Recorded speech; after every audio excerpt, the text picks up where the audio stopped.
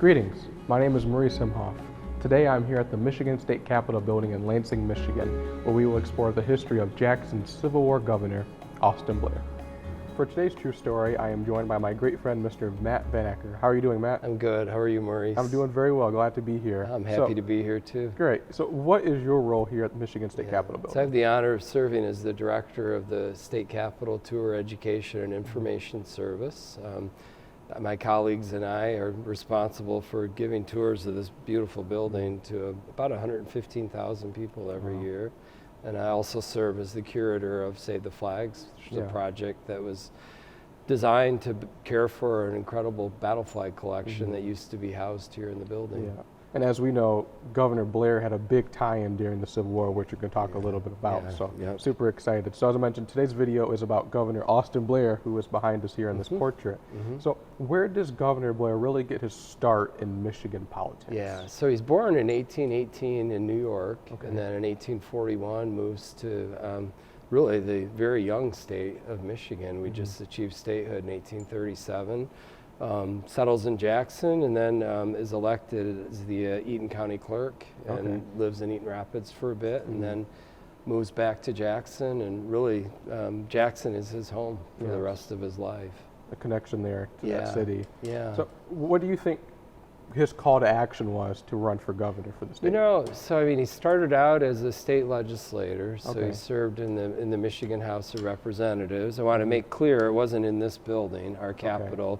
That we're in now was built in 1879, and Blair served in the first Lansing Capitol, which was a couple blocks south of this location, but served in the Michigan House for a number of terms, and then served in the Michigan Senate, and then kind of used that really as a springboard for his run for the governorship in 1860 when he was elected. And you mentioned the other Capitol building. Can you tell us a little bit about that building that he would have served in during that time? Yeah, it was just a couple blocks south and a little east of our present Capitol, which is on the corner of Capitol and Michigan Avenue. It was a small wooden building. It was built in the early mid-1840s when Lansing was named as the capital city. And we used that temporary wooden building from 1847 when Lansing was named as the capital till this was built in 1879. So Governor Blair would have spent most of all of it, in that building. He would have, but even when he was governor, even though Lansing was the capital city, he tended to work predominantly out of his home in Jackson, Michigan. So I suppose in a way you could kind of say Jackson was sort of the capital for a short period of time.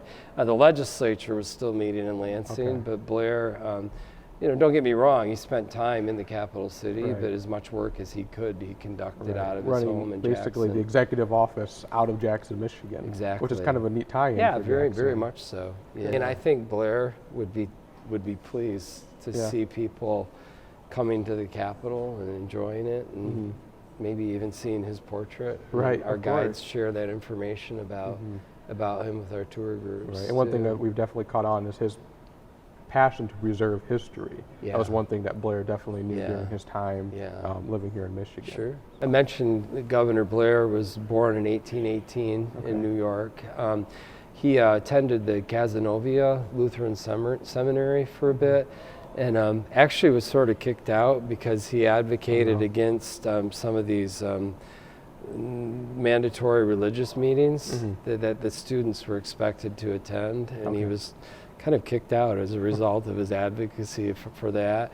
I ended up going to the Union School and then to the Hamilton School, and then studied law in the late 1830s, and in 1841 is admitted to the New York bar, and then actually moves to Michigan shortly after that. He had, a lot of people don't realize too, while he was handling all of these incredible challenges, during the war, he'd also had a really tragic personal life. His first two wives both died in childbirth, and married a third time, and had 4 children with his third wife.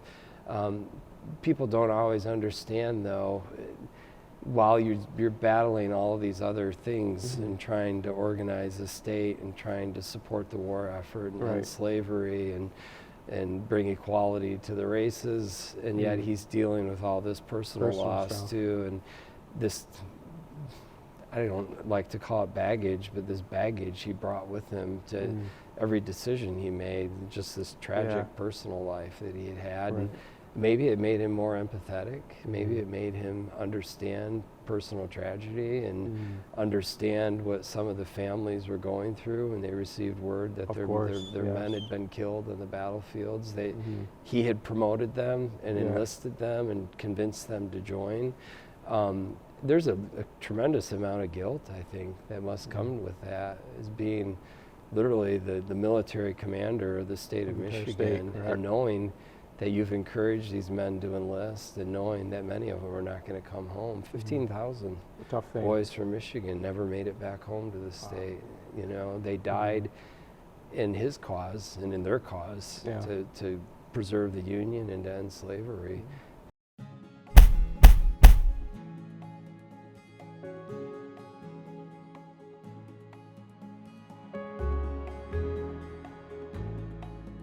I mean, we know Austin Blair is our wartime governor. You know, he's serving during the Civil War, and really due to his leadership that Michigan came through the war and in the shape we did, and contributed as much as we did to the war effort, including 90,000 soldiers from our state that fought in the Civil War.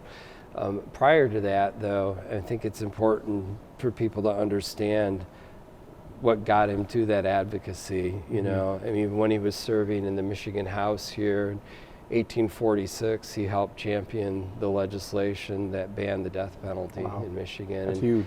Michigan was the first democratically elected government in the English-speaking world to ban the death penalty, which is really incredible.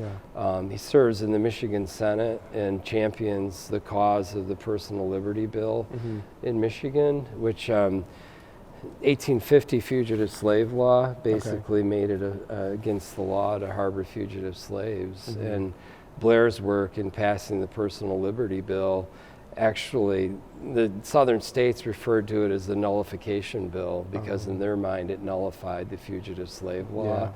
When South Carolina secedes from the Union in December of 1860, they list a number of reasons that have led to their secession from the Union, and one of them are the nullification laws that are passed in the northern states. They specifically list Michigan as being one of the states that passed a law nullifying the fugitive slave law. So in a way you could say that Blair's work, you know, really kind of, I don't want to say that he was the cause of the Civil War, but in a way his work with that nullification bill, that Personal Liberty Bill, you know, ends up giving South Carolina, you know, but to him the issue of abolishing slavery was uppermost in his mind from the time he was a youngster growing up in New York, which was a hotbed of abolitionism and the abolitionist cause, and then he brings what he learned as a child to his positions here in Michigan, and it never leaves him. I mean, he works very early on, and it actually led to the fact that he was not reelected to his House seat in the state legislature.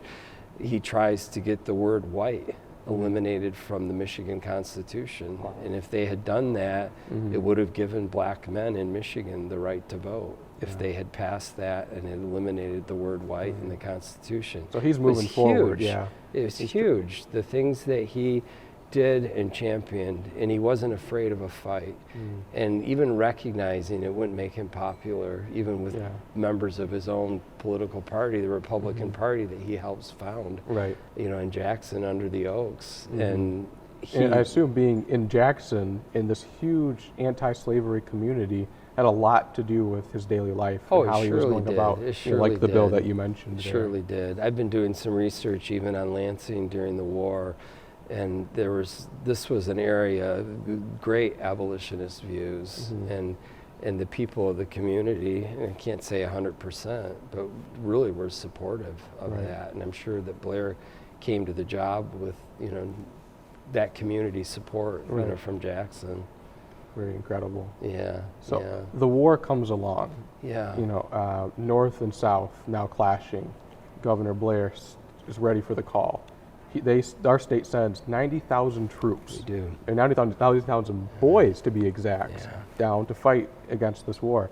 So what does that look like from a governor's perspective, and what do you think his tie-in with that and his feelings are? So, I mean, the Civil War starts, Michigan's coffers are basically empty, and we're being requested by the newly elected Abraham Lincoln to supply troops to put down the rebellion, this treasonous act of secession.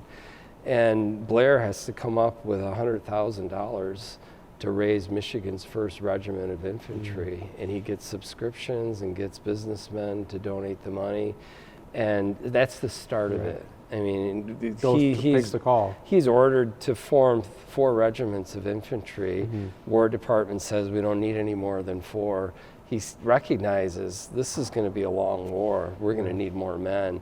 So he basically ignores the War Department orders and raises additional regiments, which are in the field really quickly because he took the initiative to do it. He knew the importance behind what was happening. He did early on. I mean, we sent 30 regiments of infantry, 11 regiments of cavalry, 14 light artillery batteries, a regiment each of engineers and mechanics, sharpshooters, and African American troops. The 1st Michigan Colored Infantry Regiment, the 102nd USCT, and Blair is supportive. He's everywhere during the war. I read correspondence from soldiers that say, we were reviewed by Governor Blair the other day. He's out in the field. He's back here in Michigan raising funds to support the troops' families while they're off fighting. He's in D.C. meeting with President Lincoln. He's at Altoona and at the governor's conference and advocating for more troops from the northern states. Really took the call in his role. He really did. It just the energy and the level of commitment that he showed to the war effort and ending slavery is just unmatched in my mind. So you mentioned Michigan's African American Regiment. So for a gentleman who's constantly advocating for the rights of African American citizens, now having the right to bear arms as a real soldier here in this country, what do you think that means to him? I think it was huge to him, and to be able to finally be able to have permission. They weren't given permission right away to raise African American troops, and to finally have the permission from Edwin Stanton, the Secretary of War, to field a regiment of African American troops from Michigan was so important. So I've done my own research, and I've come to find that while the 102nd was still raising troops, they visited Jackson, right here in Jackson, Michigan. Well, down in Jackson, Michigan. We're in Lansing today.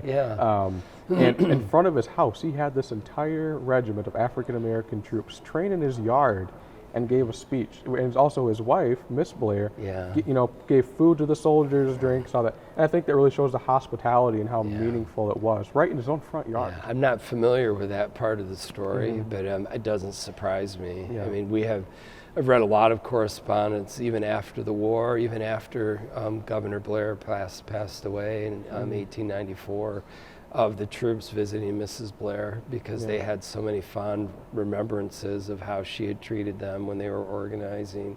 And the Blairs had a number of, I think they had equal respect for every regiment for Michigan, but they had certain connections to certain regiments that were training down in the Jackson area, especially like the 20th Michigan. Of course. I've read several accounts where Camp Jackson, just down the road from the governor's house, and he visits and makes sure the troops are okay. That he's making sure he's a part of this. He's not just letting this be a separate issue. He's actively interested, which also led to several of the men naming a camp after him in Jackson, which we have Camp Blair, which is now on the site of the modern-day Michigan Military Heritage Museum. So I think that showed the importance that everyone recognized, even during that time, to name a military camp in Jackson after him. There were a number of the regiments, even their camps of instruction out in D.C. that were named after the governor. Camp Blair. I didn't know that. And the men loved him, and they understood that he was doing everything he could to support them and their families while they were fighting, short of going to the field himself. And I mean, in 1898, when his statue is unveiled on the grounds to the Capitol, and very front and center of our building. And by the way, it's the only statue on the grounds to the Capitol that honors an individual. Wow. The veterans turnout, the Grand Army, the Republic Posts, which are organizations of Union veterans that were huge lobbying forces in Michigan and throughout the country. They turn out in force. They come from all parts of the state, so they can be here almost in a way of sharing their last respects with their wartime governor when the statue is unveiled in 1898. And a lot of individuals in Jackson don't know that this gentleman, you know, from Jackson and living in Jackson area, is on the front of our Capitol building, which is major, you know. And he's been the only figure that's out there of an individual. So I think that's very unique.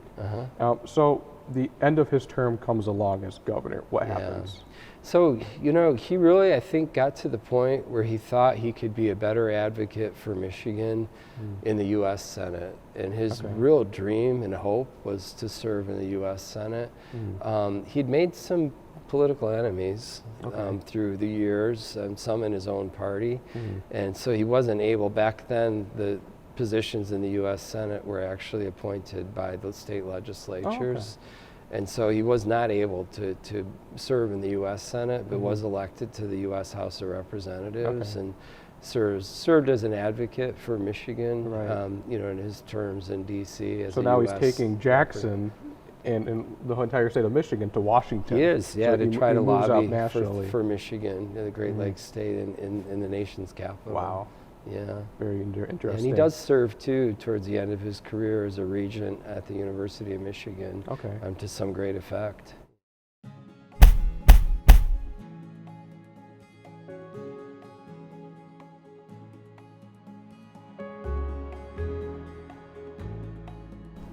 Governor Blair passes away. When does that happen? So 1894, he dies, and then in 1895, the state legislature approves the legislation for an official commission to be formed to basically properly honor Governor Blair. The commission, by statute, has to be composed in part of veterans of the Union Army. Russell Alger serves on the commission early on. William Withington, another Jackson individual, serves on the commission to have the statue made of Governor Blair. Former state legislator Patton serves on the commission. They're appropriated $10,000 to have a statue erected on the grounds of the Capitol honoring Blair. Edward Potter is commissioned as the artist. He also, by the way, was commissioned to do the equestrian statue of George Armstrong Custer that's in Monroe, Michigan now. The legislature is very supportive of having this done. The only real big conflict they have with the statue is that some legislators think it should be offset and not set directly in front of the Capitol. And there's some debate about that, and eventually they do decide to put it right in the center. And then, of course, this beautiful portrait. This was actually done during the Civil War by Alva Bradish, who was a professor of fine arts at the University of Michigan. And back then, keeping in mind, portraits were not commissioned by the state legislature, and to this day, portraits of governors that hang in our building are commissioned separately by the families or supporters of the governor and paid for separately and then donated and most to of the Capitol after their service. And you said this exactly. Is, during. This is commissioned while he's just finished being governor when it's completed. And the interesting thing about it is Bradish's commission was paid for in part by donations by Union veterans. Wow. So the veterans, again, showing the esteem they held, Blair, and, you know, pony up money to have this official portrait done. This position in the Capitol where Blair's portrait hangs is one of great distinction and great importance. To have two portraits flanking the rostrum of the Michigan Senate. The other portrait on the other side is of Lafayette, a Frenchman who helped us fight the British during the Revolution. Very well respected, a war hero from the Revolution. And we have another war hero here, Austin Blair, who never actually saw service in the front lines, but is considered as a war hero from Michigan. Right. Definitely did his service. He did. So in this photo, we can see key little details. Could you tell us about some of the details here? So there's a proclamation in his right hand requesting volunteers to fight in the Civil War. The military components of it with the sword that you see leaned up against the pedestal there. His statue out front, his hand rests on a battle flag that's draped over a podium. Wow. So that right there, those key symbols in the portrait and in the statue show the importance of his role during the war. The symbolism to stick out and tell little details about the, and that's something that continues on to a lot of different portraits throughout the building. Yeah, it's a kind of a tradition with portraits in our Capitol. They're filled with symbolism of the governor's careers, and so it makes sense that Blair would have all of these things that are so intimately connected to the war. So Blair, along with most of the living former governors, come to the dedication of the Capitol in 1879. Okay. This building was built in part to serve as a repository for what they called the relics, the artifacts of the Civil War, and chiefly among them being the battle flags that our soldiers had fought so valiantly beneath, and in some cases died beneath in the battles of the war.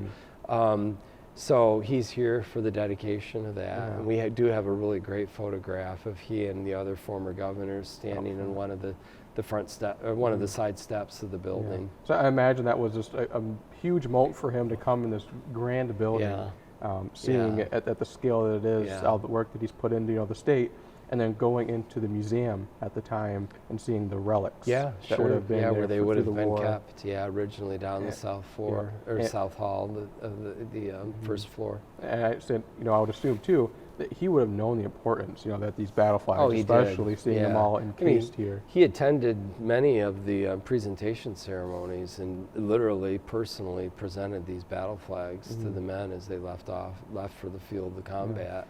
So he recognized the intrinsic value in the flags and how important they were as a collection, but also individually how important they were to each soldier of the regiment who fought beneath that flag. The colors were literally the pride of the regiment, and Blair recognized their importance. Wow. And moving on to the last piece here, what legacy do you think that Governor Blair left on the state? I think the legacy of Governor Blair, and I'm actually kind of taking this from some other historians who have written about this, some friends of mine, and I can't argue with the point. The legacy of Blair is that we are the United States of America, and that we're not the United States of northern states and the United States of Confederate states. We're one nation.